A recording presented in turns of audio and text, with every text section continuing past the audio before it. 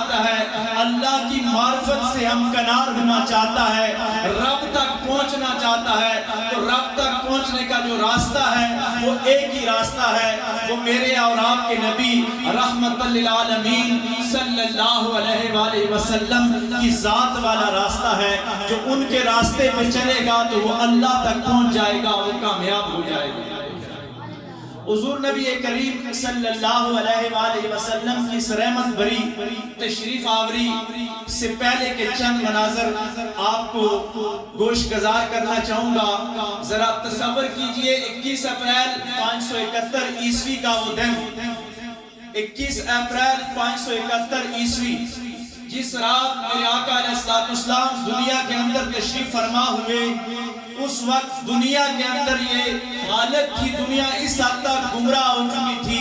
کہ کعبہ جو اللہ تبارک و تعالیٰ کی تجلیات اور توحید کا عین مرکز تھا، اس پہ بھی 360 فٹ رکھے ہوئے تھے، اور یہاں پہ یہ اندھیرا ختم نہیں ہو گیا تھا، بلکہ لوگ ننگا ہو کر کعبے کا طواف کرنا عبادت سمجھتے تھے۔ اور جس سرزمین پہ میں اور آپ آباد ہیں، جس کو موجودہ پاکستان کہتے ہیں، یہ اس وقت ہندوستان تھا۔ تاریخ اٹھائیے 571 عیسوی میں، جس وقت آقا علیہ السلام کی ولادت ہوئی، تو اس خطہ کے لوگ اس حد تک گر چکے تھے کہ انسان 7000 سے زیادہ اس نے خدا بنا رکھے تھے، جس میں وہ پتھروں کو بھی پوجتا تھا، وہ گاس کی بھی پرستش کرتا تھا، چاند ستاروں کو بھی پوجتا تھا۔ یہاں ہی بات مکمل نہیں تھی، بلکہ یہ انسانیت اس حد تک گر چکی تھی کہ انسان اپنے جسم کے مخصوص اعضاء کی بھی عبادت کرنا ثواب سمجھتا تھا۔ اس ہندوستان کی سرزمین کے اندر عرب کے حالات میں نے پہلے آپ کے سامنے بیان کیے، عجم کی یہ صورتحال تھی، اور موجودہ جو یورپ ہے، جو دنیا کو تہذیب کا درس دے رہے ہیں، 21 اپریل 571 عیسوی کو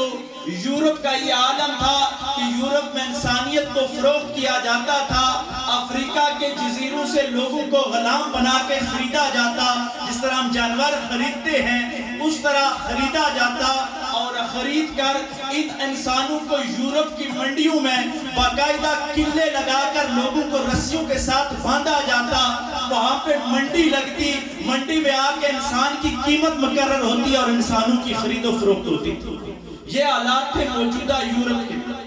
یعنی 3 بر اعظموں کے حالات میں نے آپ کے سامنے بیان کیے کہ انسانیت کس حد تک